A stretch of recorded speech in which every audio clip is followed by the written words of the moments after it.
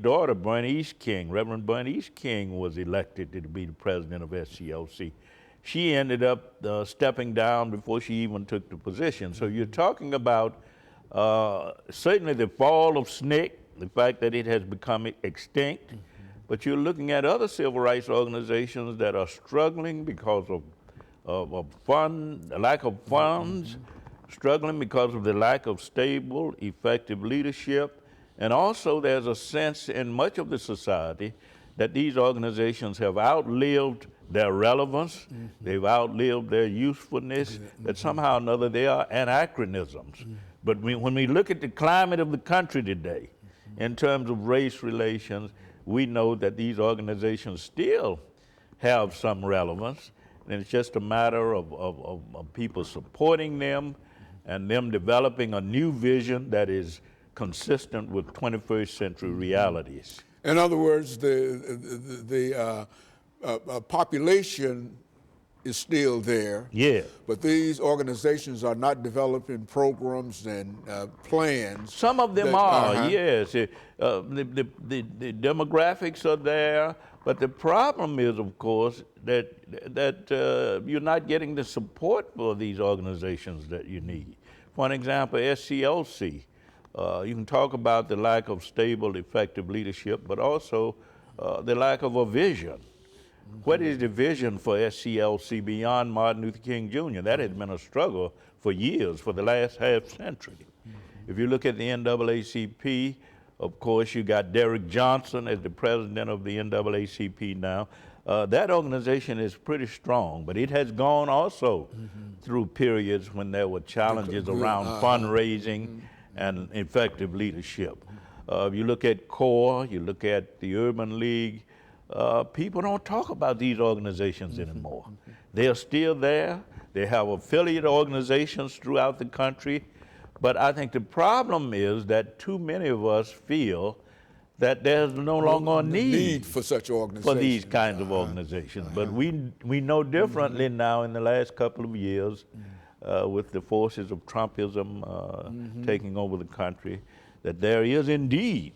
As a matter of fact, there's a greater need if we're going to talk about the participation of African Americans in the political process, the voting, more than anything. I think that if we had an organization that could really get people out to vote, you know, if all of them decided to put all of their efforts simply upon what? The vote. And then I think that we would really be powerful. And the NAACP is doing that, and you take Al Sharpton's National Action Network, which was founded in 1991, is your most recent major black civil rights organization. There are efforts at voter registration.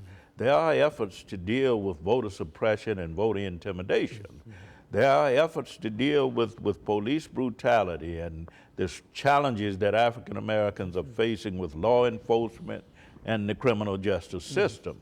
So I don't want to give them the impression that nothing is being done, because these civil rights organizations are functional to some extent, but I think they can be more involved. The other problem, of course, is that you're getting challenges from the rise of civil rights organizations outside of the black community. You have anti-bullying organizations, you have LGBT political advocacy organizations, you have political advocacy organizations for women. So no longer should we speak in terms of black civil rights organizations or biracial civil rights organizations.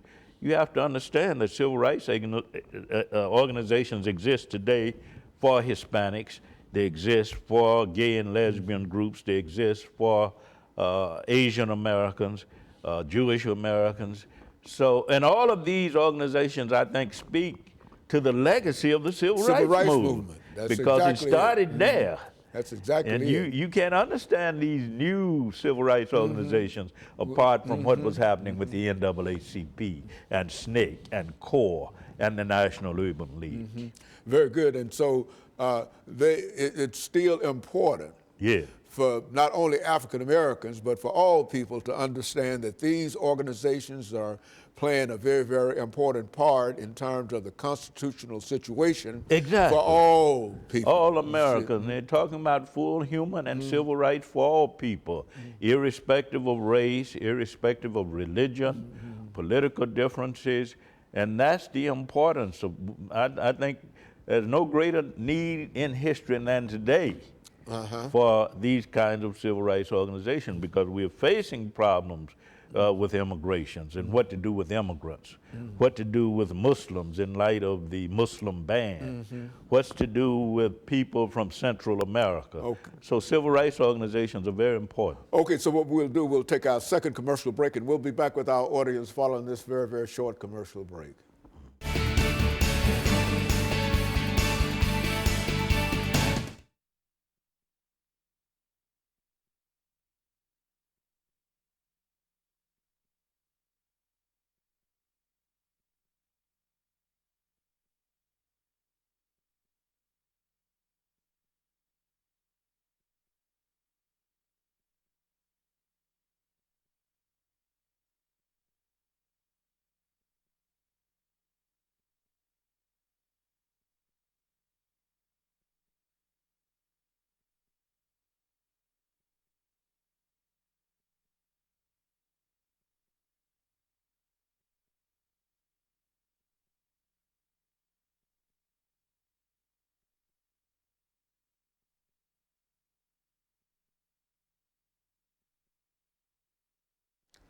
Thank you, and welcome back to the final segment of the show for today. We're talking to Dr. Lewis Baldwin, and he's given us some information in reference to the rise and decline of the civil rights organizations in the United States. I think we may call it the rise and decline, yeah, Dr. Baldwin, because as you've indicated, that they are still there. But they've declined in the public imagination. That's right. Yeah. And so what we're trying to do is to at least encourage people Yeah. to do more in reference to them and to find out more about them, because it's still important that they have, they still exist. And they have an important role in assuring the continuation of our democratic norms, our democratic traditions, because you can't have democracy without these kinds of organizations fighting. Now, what I think should happen in the future is this. I think we have to reestablish a lot of these organizations on a stronger footing in terms of financial support, in terms of supporting strong, progressive, effective leadership. But I also think that we have to think in terms of partnerships between the established black civil rights organizations and other civil rights organizations, those representing LGBTQ people, those representing the anti-bullying component of society, Jews, women. There has to be some way of establishing partnerships between these organizations, because they are all concerned about civil rights. And they're all human concerns. Exactly. So these are all organizations, they're civil rights organizations, but whatever they might be called, they're all concerned about the human condition. Yeah, the human condition and the fact that constitutional civil rights of all people should be respected, and also the human rights of people should be respected. And I think that's the importance of what I mean when I say that there have to be these partnerships. And I think the NAACP is taking that into account, because in some cases it has established partnerships with LGBTQ political advocacy groups. Other black civil rights movements have been pressed, organizations rather, have been pressed around that issue as well. So that's the future. If we don't look toward the future in terms of the partnerships that we can establish between various civil rights organizations, then I would say we don't have much of a future in terms of the fight for civil rights and the fight for human rights. Well, how does the political party fit into how these organizations operate? Well, I think one of the problems we have is that on the Republican side is that you don't get a lot of support for civil rights organizations. When you talk about civil rights organizations, you're talking primarily about Democratic Party supported organizations. The Republican Party is not known for strong support for NAACP and CORE and Urban League and these political advocacy groups for LGBTQ and women. We need universal support, so to speak, from the larger American society for these organizations, because they speak to what?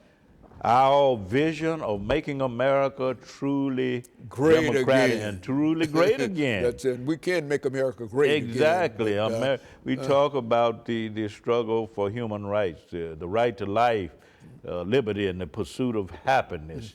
You can't have that without these organizations, because there are always segments of society that are oppressed because of color, because of religion, because of national background. And I think these civil rights organizations, this is what they are targeting when they talk about the need to make America truly democratic and truly inclusive of all people, irrespective of race and color, religion, national origin, politics, etc. Well, Dr. Baldwin, I think we've been involved in this kind of discussion over the last 25 or 30 years. Absolutely. And I think that the question can be asked, have we been wasting our time? Yeah, that's a question, but I don't think so.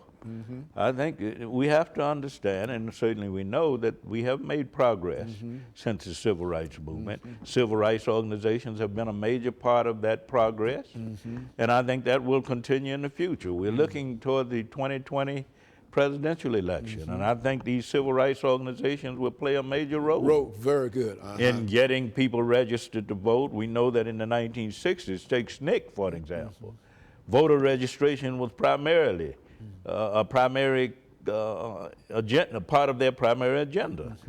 Going into black communities, launching grassroots efforts to register people to vote and to get them to the polls. I think you'll see that in 2020 with not only groups like the NAACP, but you'll see that with civil rights movements outside of the black community. You'll see it with CORE, you'll see it with Urban League, you'll see it with the National Action Network of Dr. Al Sharpton. So I'm very hopeful about the future in terms of the survival of these organizations and the pivotal role that they will play in not only advancing the civil and human rights of people, but getting people more toward the goal of economic empowerment and economic self-sufficiency. Yeah, there's a lot to be done. Yes. And I think that, and as you said, we've come a long way. Yeah. But they say we've come a long way, but we still have a long way to go in order that we might be able to truly recognize that we have a democratic society and that in a real sense all men and women are created equal in the society in which we live. That's and we need to get beyond this idea that civil rights organizations have outlived their relevance. Oh, yes. That they've outlived their usefulness, that they are anachronisms, because that's not true.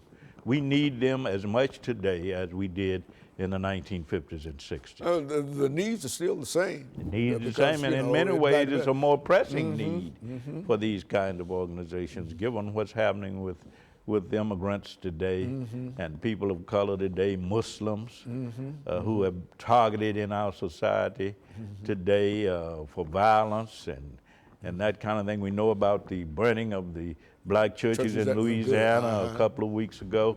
Hey, we saw that in the late 19th century. We saw it in the 50s and 60s. Nothing has changed. Yeah, so the more things change, the more they remain the same. And thus the need for what? Civil rights organizations to make sure that we are a society that respects, that honors, that affirms the civil and human rights of all people. These are organizations that have been important and will continue to be play an important role. Yes, I don't see any point at this point. I don't see anything that could replace them. I mean, what would you, if they were not there, what would there be? Yeah, we'd be in big trouble. The only problem now is that we need to get people to realize that they are still relevant and to launch efforts to support these groups and to be a part of them and to adopt their vision and understand that our future depends on how we implement that vision and how we fulfill that vision of a totally democratic society that is rooted in participatory democracy. If we could get the right for every individual to vote in America, then I think that every individual of age and et cetera, the right to vote. I think that should be the central consideration of all of these organizations, no matter how they might be organized or whatever. And I think it will be. I think it will be, because I think people realize that the 2020 elections coming up are very important, and that they may determine where we go in the future. Either whether or not we'll see a future that involves victory and triumph, or whether we'll move down a dark alley of defeat. And I think that's important. And each of us have the ability to be able to make that decision. And all we have to do is to be able to make it in our own mind. Exactly. Each person has to make an individual statement in reference to how he or she stands in reference to our African-American voter participation or general voter participation, et cetera. And we can do that through our support for civil rights. Civil rights organizations. Of every kind, not just in the black community, but civil rights organizations that represent different demographics or segments of the society. LGBTQ people, women, Asians, Hispanics, we all have a role in those kinds of civil rights organizations. And of course, Dr. Ball, let me thank you for that excellent information, and let me encourage our audience to tune in again next week for another informative edition of Comments. Thank you and good morning.